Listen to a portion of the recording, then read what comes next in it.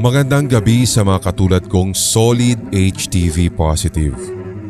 Avid listener po ninyo ako, Sir Red, since 2019 dahil simula nga po nang nirefer kayo ng isa sa mga kaopisina ko ay hindi ko na po talaga tinigilan na pakinggan ang lahat ng mga featured stories ninyo sa inyong channel.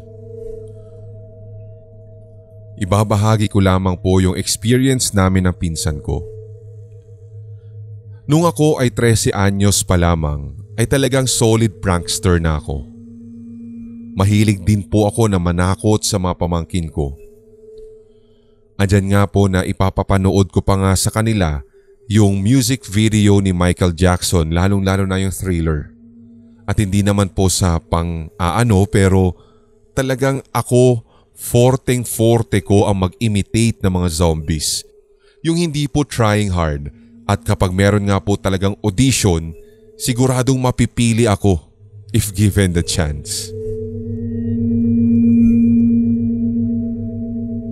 That song also made me realize my fascination for zombie movies. Kahit series o kahit anong stories patungkol sa mga bangkay na muling nabuhay. But anyway, let's go back to my story.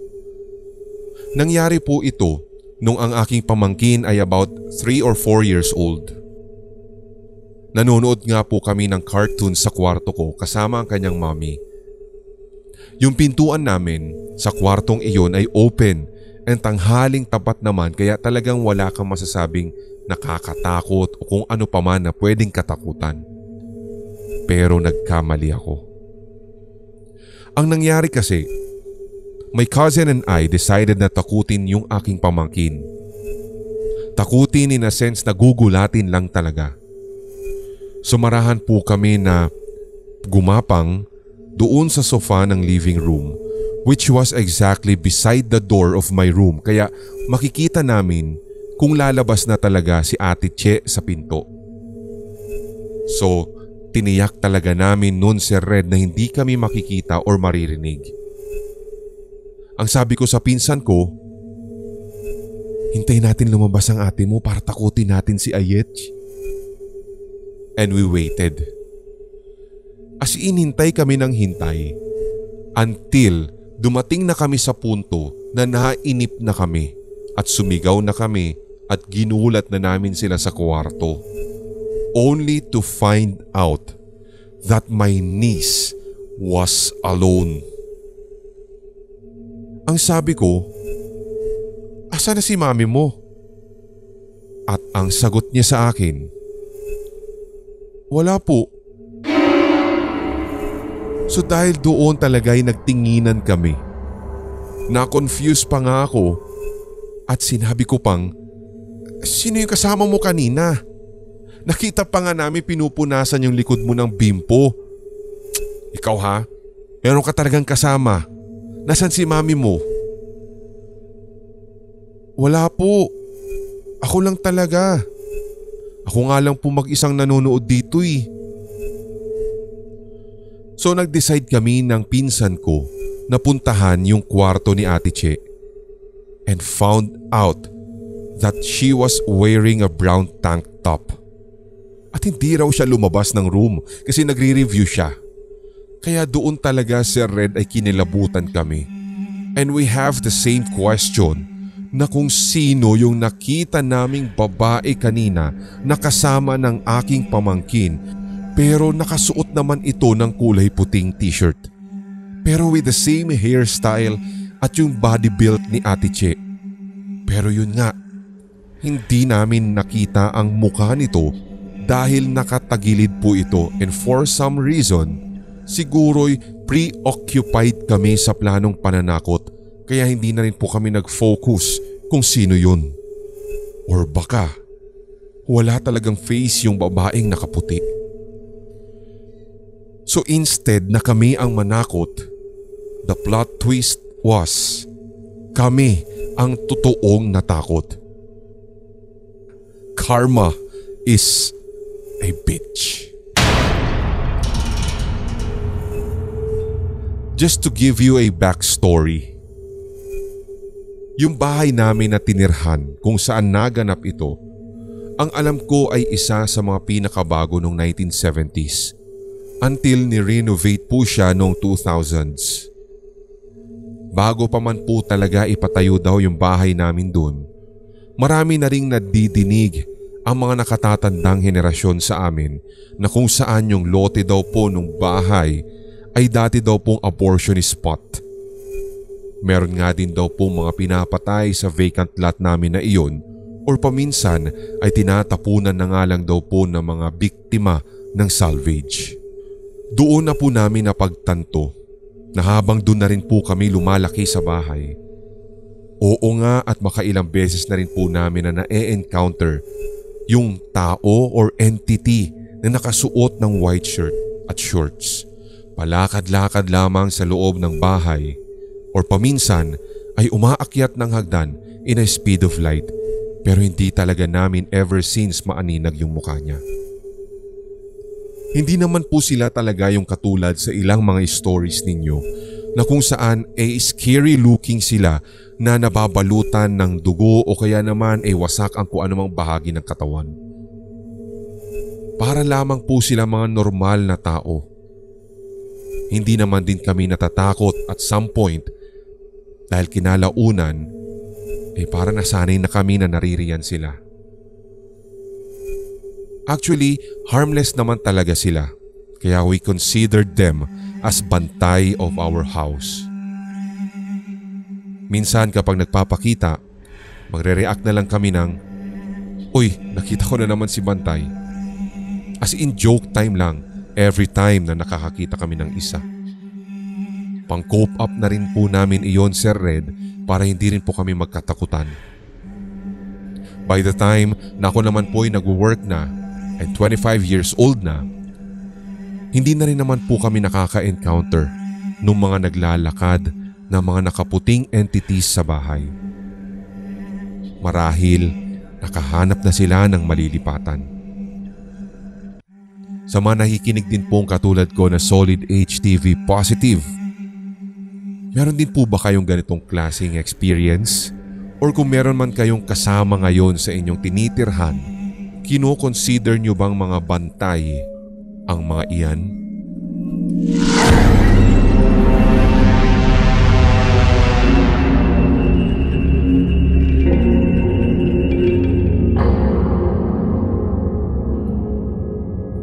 Hello po sa inyo, Kuya Red. Ako nga po pala si Ann. Tuwing graveyard shift po ako, kayo po ang lagi kong pinakikinggan. Hanggang sa nagkaroon na nga po ako ng oras para i-share ang naging karanasan ko ilang araw bago pumamatay ang lola ng kapitbahay namin. As a background po, sobrang close po kasi namin yung family nila, kaya madalas ay doon kami naglalaro sa bahay nila. One time po'y inutusan ako ni Ate Karen, yung anak ng may-ari ng bahay, at sabi niya, kunin ko daw sa itaas nila yung bote at lampin ng anak niya dahil naroroon naman daw si Inang. Si Inang ay yung lola nila, kaya wag daw kaming matatakot dahil may tao naman daw po doon. Nung paakyat na po ako, doon ay medyo napadahan-dahan ng aking paghakbang sa hagdan. Nadidinig ko po kasi na para bang may kinakausap si Inang. Hanggang sa parang unti-unti ay nagti-change po yung kanyang tono. Para na nga po siyang may pinapagalitan at naiinis siya dahil maingay daw ang mga ito. Ito pa nga po yung exact words niya, Sir Red. Sumagi sa alaala ko kung gaano kadiin ang pagsabi niya nito. "Umalis nga kayo dyan. Bumaba nga kayo doon at ang gugulo ninyo. Silip kayo ng silip dyan sa butas. Wala namang tao dyan sa kabila."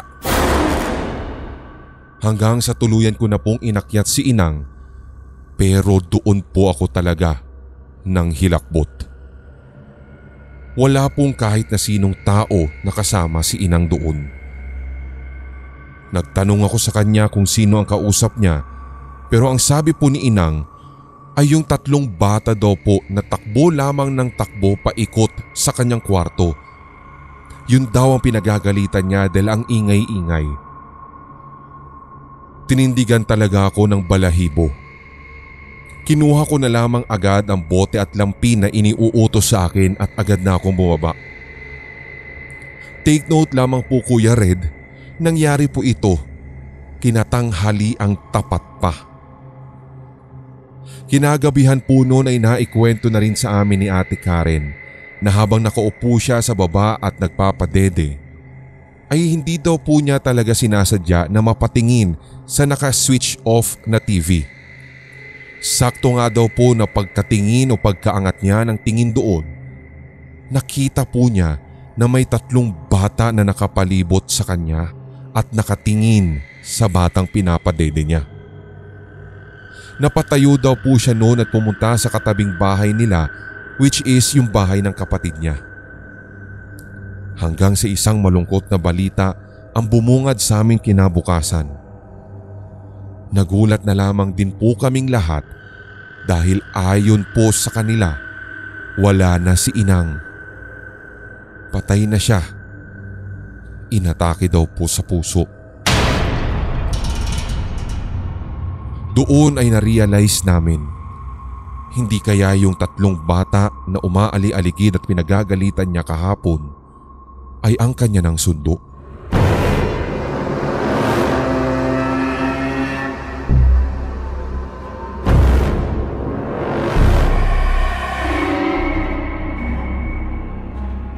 Good evening Sir Red, and in advance, thank you sa pag-feature ng aking kwentong ito.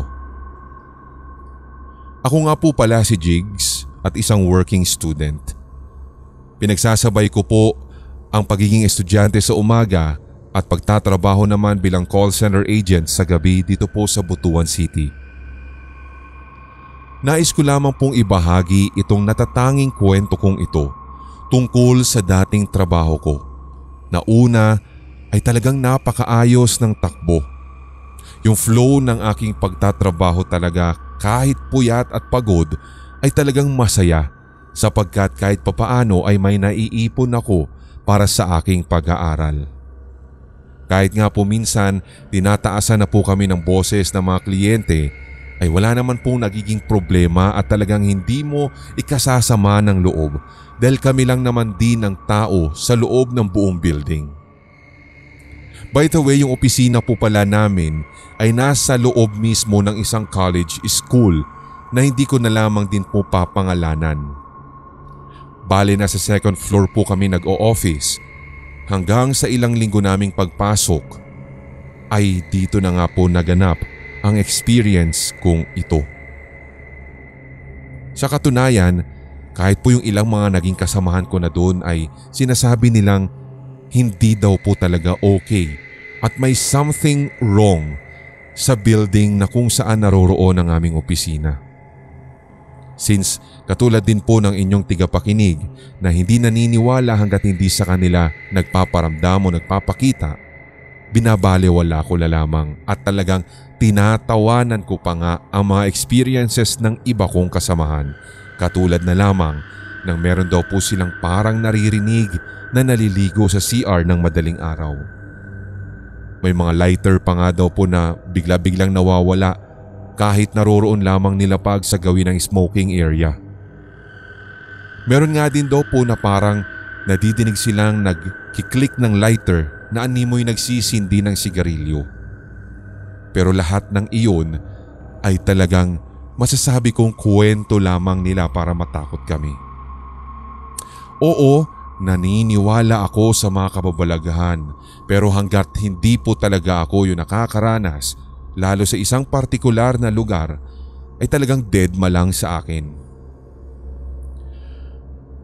May isang beses ng mga time na nagtatrabaho pa po ako noon sa kanila nang mag-aya yung office mate ko na mag-CR sa baba dahil ayaw daw po niyang gamitin yung CR na malapit sa office namin sapagkat doon daw po nagaganap kasi yung ibang mga katatakotang kwento ng mga dati naming kasama. Kaya syempre, lunch break naman, sinamahan ko na siyang bumaba.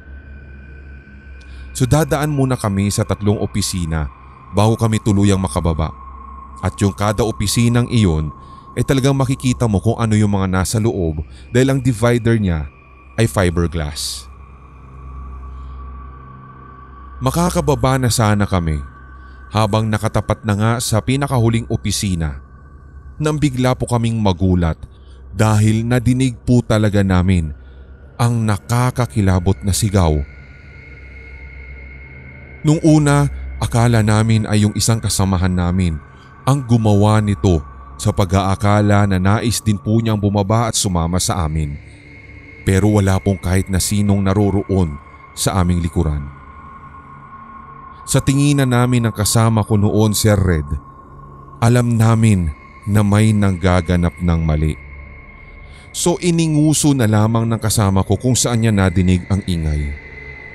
Mali daw ako sa hinuha ko na nanggaling ito sa likod. Bagkus ay naroroon sa pinakahuling opisina bago mo matungo ang hagdan.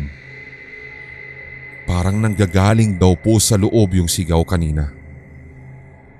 Hanggang sa sinilip na nga po namin, Sir Red.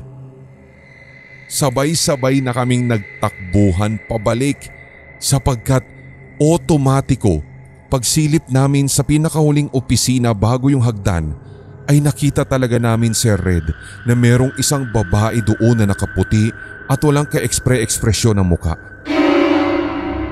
Sinabi namin ang nakita namin sa aming TL. Agad naman din kaming pinaniwalaan ng mga nakadinig naming office mates.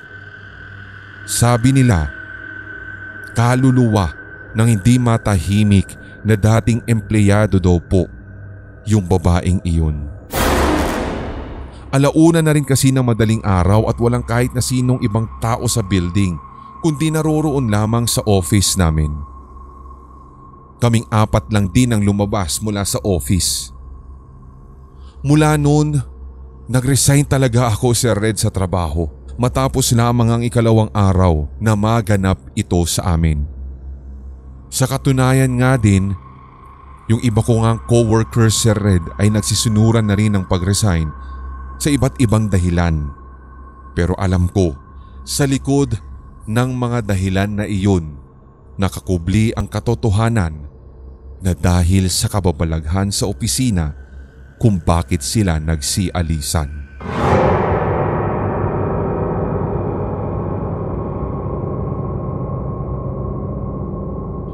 Natatandaan ko noon, Sir Red, high school kami at nakaugalian na talaga namin na tumambay ng friends ko doon sa bahay namin.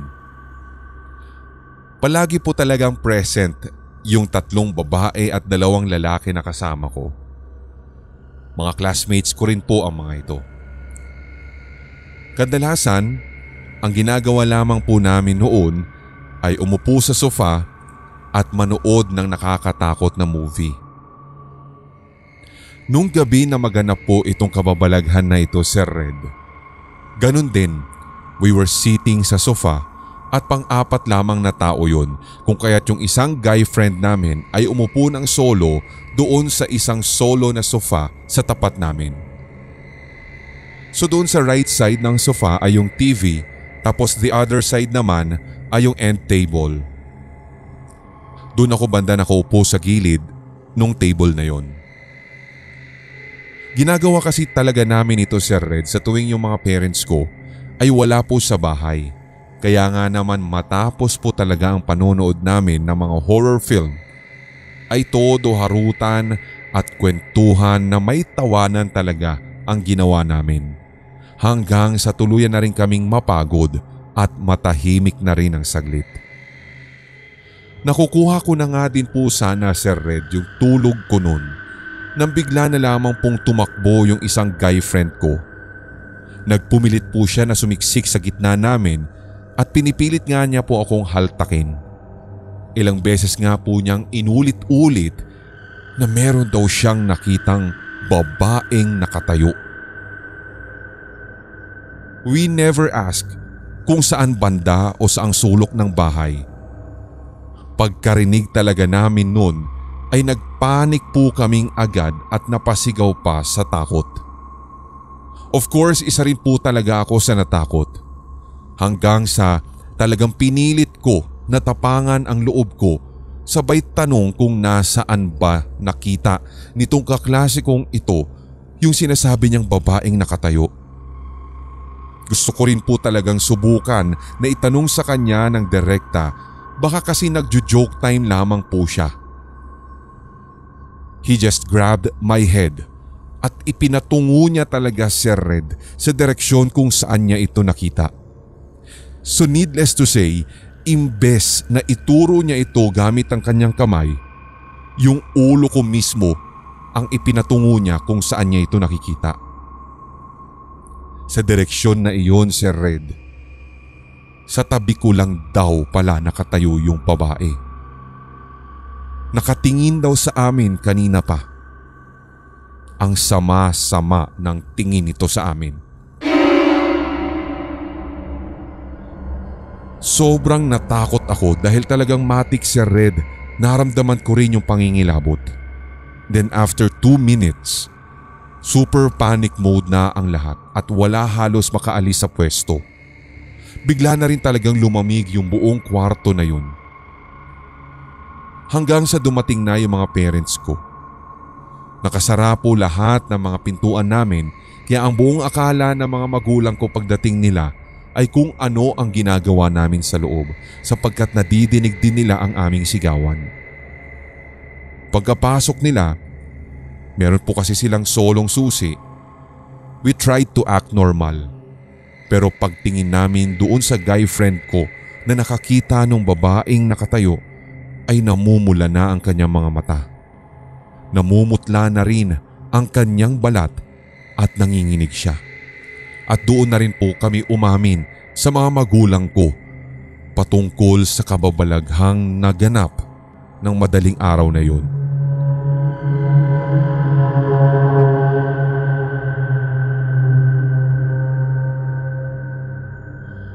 Hello sa inyong mga solid HTV positive subscribers. Avid fan talaga ako ng channel ninyo at paborito ko po talaga kayong gawing pastime or background habang ako ay naglilinis tuwing umaga o kaya naman ay nagpapaantok sa gabi. Just call me Cassie. This is a story about my school. Ako po ay tiga Davao at itong eskwelahan naming ito ay isa sa mga kinokonsiderang one of the best medical schools in the city.